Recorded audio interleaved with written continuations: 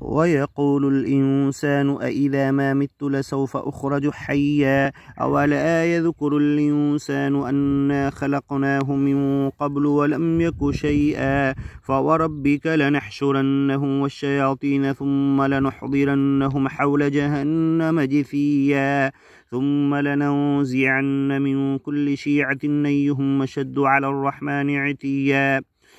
ثم لنحن أعلم بالذين هم أولى بها صليا وإن منكم إلا واردها كان على ربك حتما مقضيا ثم ننجي الذين اتقوا ونذر الظالمين فيها جثيا وإذا تتلى عليهم آياتنا بينات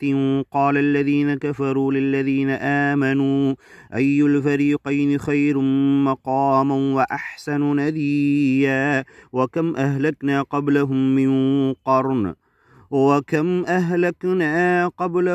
من قرن هم أحسن أثاثا ورئيا قل من كان في الضلالة فليمدد له الرحمن مدا حتى إذا رأوا ما يوعدون إما العذاب وإما الساعة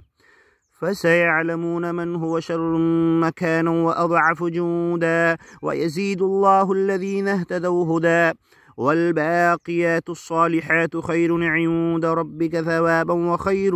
مردا أفرأيت الذي كفر بآياتنا وقال لأوتين مالا وولدا أطلع الغيب أم اتخذ عند الرحمن عهدا كلا سنكتب ما يقول ونمد له من العذاب مدا ونرثه ما يقول ويأتينا فردا واتخذوا من دون الله آلهة ليكونوا لهم عزا كلا سيكفرون بعبادتهم ويكونون عليهم ضدا ألم تر أنا أرسلنا الشياطين على الكافرين تؤزهم أزا فلا تعجل عليهم إنما نعد لهم عدا يوم نحشر المتقين إلى الرحمن وفدا ونسوق المجرمين إلى جهنم وردا لا يملكون الشفاعة إلا من اتخذ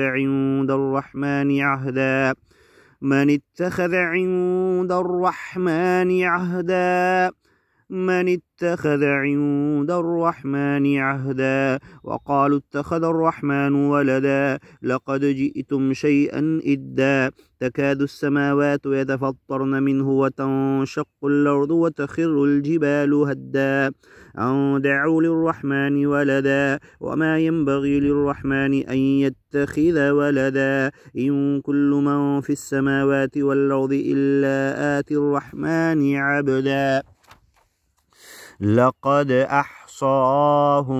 لقد أحصاهم وعدهم عدا وكلهم آتيه يوم القيامة فردا إن الذين آمنوا وعملوا الصالحات سيجعل لهم الرحمن ودا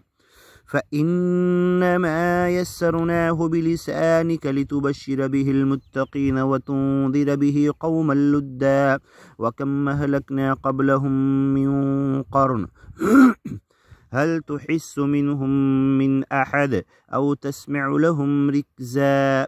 بسم الله الرحمن الرحيم طه ما أنزلنا عليك القرآن لتشقى إلا تذكرة لمن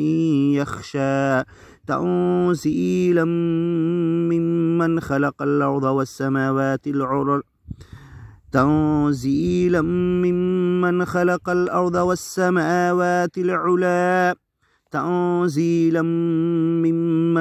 الأرض والسماوات العلى الرحمن على العرش استوى له ما في السماوات وما في الأرض وما بينهما وما تحت الثرى